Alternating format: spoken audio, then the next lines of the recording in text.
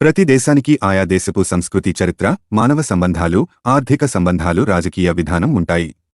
దేశాలు వేర్వేరు అయినా మానవులందరికీ ఆహారం, గాలి, నీరు వంటి ప్రాథమిక అవసరాలతో పాటు వాహనాలు, నగలు, కంప్యూటర్లు, కాగితం, పుస్తకాలు, భవనాలు, లోహ పరికరాలు, మందులు, చెప్పులు, మోటార్లు, పెన్నులు, రంగులు, కళ్లద్దాలు, ఎరువులు, విమానాలు మొదలైన వేలాది వస్తువులు, పరికరాలు సాధారణం.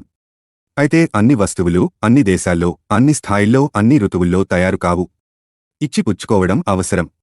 భారతదేశంలో తయారయ్యే కొన్ని వస్తువులు, సేవలు అమెరికాలో ఉత్పత్తి అయ్యే పరికరాలు, సేవలు భారతదేశానికి అవసరం.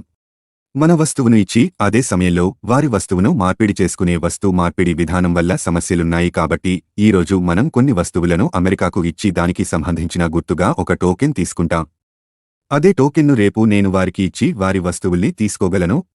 మానవ శ్రమ వల్లనే వస్తువులకు విలువ ఏర్పడ్డం వల్ల బల్ల విలువ, సెల్ఫోను విలువ ఒకేలా ఉండదు. కాబట్టి టోకెన్ల సంఖ్య మార్పిడి చేసుకునే వస్తువు మీద ఆధారపడి ఉంటుంది. ఇలా వస్తుమార్పిడి వేర్వేరు దేశాల్లోనే కాకుండా ఒకే దేశంలో వేర్వేరు ప్రజలకు అవసరం అవుతుంది. కాబట్టి టోకెన్లు అంతర్జాతీయంగా, జాతీయంగానూ అవసరం. ఆ టోకెన్లనే కరెన్సీ అంటారు. రూపాయి మన కరెన్సీకి ప్రమాణం. అమెరికాకు డాలర్ ప్రమాణం, ఐరోపా దేశాలకు యూరో ప్రమాణం. అంతర్జాతీయంగా బంగారాన్ని ప్రమాణంగా ఎంచుకున్నారు. అత్యంత విలువైంది. కాబట్టి మన దేశంలో 10 గ్రాముల్ని దాదాపు 30,000 రూపాయలకు అమ్మితే అమెరికాలో $500 పెడితే 10 గ్రాములు వస్తుంది.